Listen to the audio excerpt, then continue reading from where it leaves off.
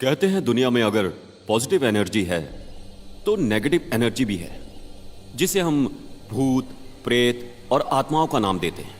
और हम बात कर रहे हैं एक ऐसी प्रेतवादी जगह के बारे में जिसे इंडिया की टॉप मोस्ट हॉन्टेड जगहों में गिना जाता है। पीनल काफी खुश मिजाज और निडर लड़की थी। ऑफिस में पीनल को लेडी डॉन भी कहते थे। एक दिन पीनल ऑफिस से घर के लिए निकली तो काफी रात हो चुकी थी और उसे कोई कैब भी नहीं मिली। अचानक उसे दूर से एक कार आती दिखाई दी और वो कार किसी और की नहीं बल्कि पीनल के बॉस की थी। पीनल को देख बॉस ने गाड़ी रोकी और पीनल को लिफ्ट दी और दोनों चल पड़े अपनी मंजिल की ओर। दोनों बातें करते करते आगे बढ़ रहे थे। रात काफी हो गई थी, इसीलिए चारों तरफ से जंगली जानवरों के रोने की आवाजें आ रही थी। अचानक बॉस का फोन बजा और वो फोन पर बात करने लगा। तभी पीनल की नजर पास पड़े अखबार पर पड़ी और वो अखबार पढ़ने लगी। अखबार में एक न्यूज थी। शनिवार वाड़ा के उस रहस्य की न्यूज ने पीनल को अपनी ओर आकर्षित कर लिया था, क्योंकि पीनल को ऐसी डरावनी और रहस्यमयी कहानियां लिखना और पढ़ना काफी पसंद था। पीनल रात भर शनिवार वाड़ा के रहस्य के बारे में सोचती रही और जैसे ही पीनल ने शनिवार वाड़ा जाने का मन बनाया तो अचानक से पीनल को एक नेगेटिव एनर्जी का एहसास हुआ। दूसरे दिन अमावस की काली रात थी और उसी रात पीनल सबसे छुपते हुए अंधेरे में शनिवार वाड़ा में घुसी। पीनल को सच्ची घटनाओं पर आधारित कहानियां लिखना काफी पसंद था, जिसके चलते वो कई बार अपनी जान जोखिम में डालकर खतरनाक जगहों पर जाती थी। इस बार पीनल शनिवार वाड़ा पर स्टोरी लिखने वाली थी और इसके चलते वो शनिवार वाड़ा की सच्चाई जानने अमावस की काली रात को शनिवार वाड़ा गई।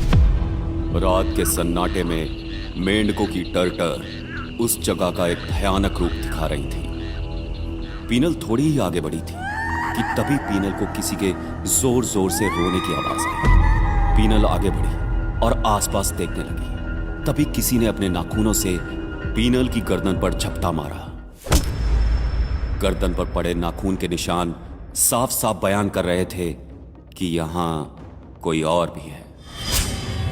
इस सब के बाद भी पीनल थोड़ी हिम्मत करके वाड़े के एक कमरे की ओर गई और तभी उसे ऐसा लगा जैसे किसी ने उसके कानों में फूंक मारी। पीनल डरी हुई नजरों से इधर उधर देख रही थी कि तभी कोई उसके पीछे से गुजरा और दीवार पर टंगी हुई एक तलवार ऊपर से सीधे पीनल के पैर पर आ गिरी। पीनल का पैर घायल था, लेकिन इस डर में भी वो सोच रही थी कि अभी थोड़ी देर पहले दीवार पर कुछ भी नहीं था, फिर तलवार यहां पर कैसे आई। पीनल ये सब सोच ही रही थी कि तभी उसने राजशाही पोशाक में एक लड़के और लड़की को गुजरते देखा और फिर देखते ही देखते वो दोनों गायब हो गए। पीनल डर से घबराई हुई खड़े खड़े वहां से बाहर भागने की सोच रही थी कि तभी उसने देखा एक लड़का दौड़ते दौड़ते उसकी ओर आया, उसके आर पार हो गया और सीधा चिल्लाते हुए नीचे कूद गया। वो दौड़ते हुए उस लड़के की ओर बढ़ी तो उसने देखा कि वहां पे कोई भी नहीं था। ये सब कुछ देखकर उसको वहां के भूत प्रेतों की कहानी पर विश्वास हो चुका था। वो डर कर एक कोने में बैठ गई और रात के गुजरने और सूरज के निकलने का इंतजार करने लगी। बैठे बैठे पीनल की आंख लग गई। कुछ देर बाद नींद में पीनल को ऐसा लग रहा था जैसे मानो कोई उसके बालों में हाथ फेर रहा हो।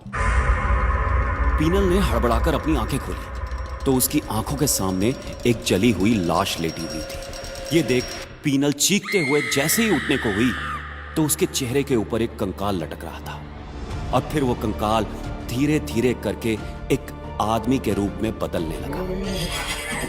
ये देख पीनल चीखते हुए उठी और 2 कदम पीछे सरकी तो किसी ने उसके कंधे पर हाथ रखा। उसने डरी हुई नजरों से हाथ की तरफ देखा और जोर से चीखी, क्योंकि वो कोई साधारण हाथ नहीं था, हड्डियों का हाथ था। वो डर से थरथराते हुए कैसे भी हिम्मत जुटाकर वहां से भागी और भागते भागते उसने देखा कि शनिवार वाड़े की हर दीवार में से आंखें निकलकर उसे घूर रही हैं। ऐसा लग रहा था मानो जैसे पीनल के रात में शनिवार वाड़ा आने से एक एक दीवार नाखुश थी। ये सब देखकर पीनल भागी और भागते भागते इतना थक गई कि वो वहीं जमीन पर गिर पड़ी और थकावट के मारे वहीं बेहोश हो गई। बेहोशी की हालत में पीनल के कानों में एक आवाज गूंज रही थी, जैसे मानो कोई पीनल को पुकार रहा हो। जैसे जैसे ये आवाजें बढ़ती जा रही थी, वैसे वैसे पीनल होश में आ रही थी। होश में आते ही उसको ऐसा लगा जैसे कि वो पानी में लेटी हुई है।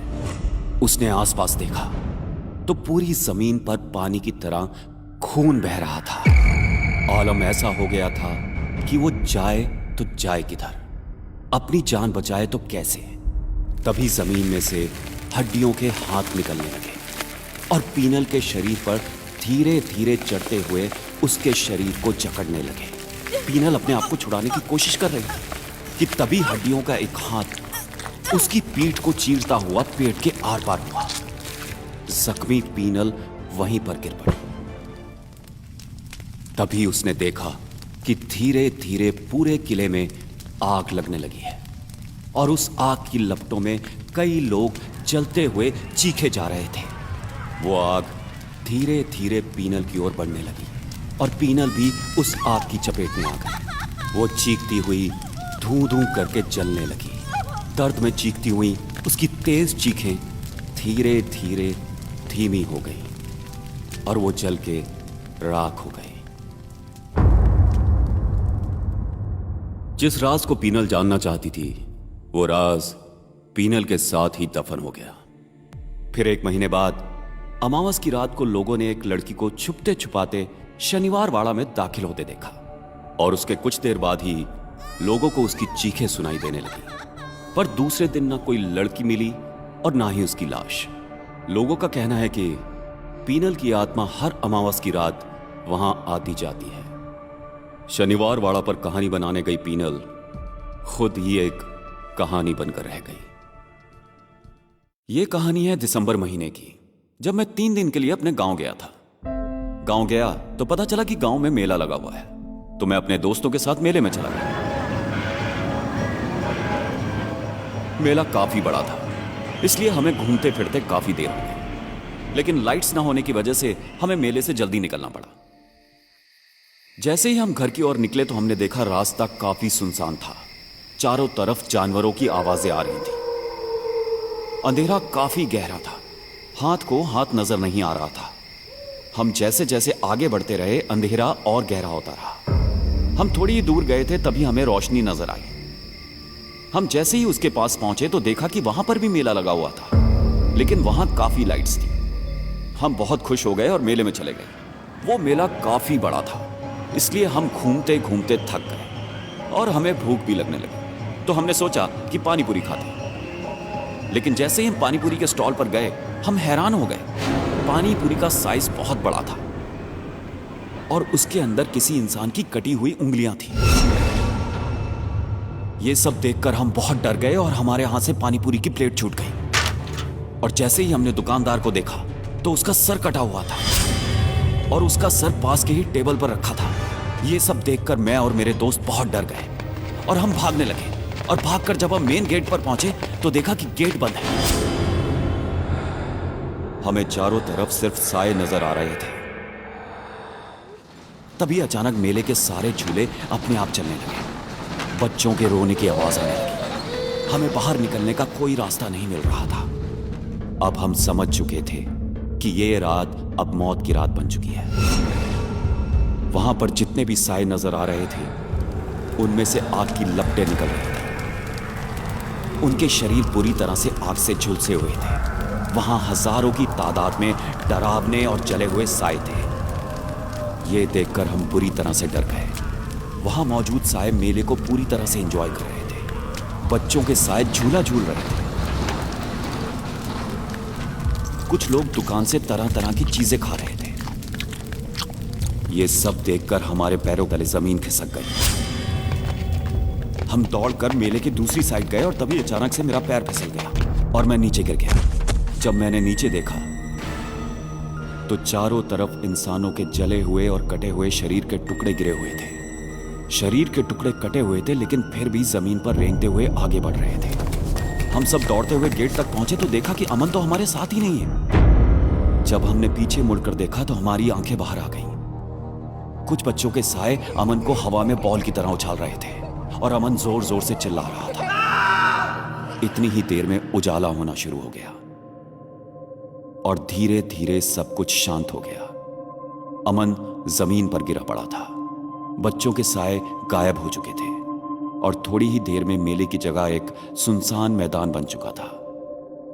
और फिर जब हम घर पहुंचे तो हमें दादाजी ने बताया कि आज से कई साल पहले उस मैदान पर एक मेला लगा था, लेकिन लाइट्स की खराबी की वजह से पूरे मेले में आग लग गई थी और सभी लोग जलकर मर गए थे। तब से महीने में एक बार वो मौत का मेला लगता है।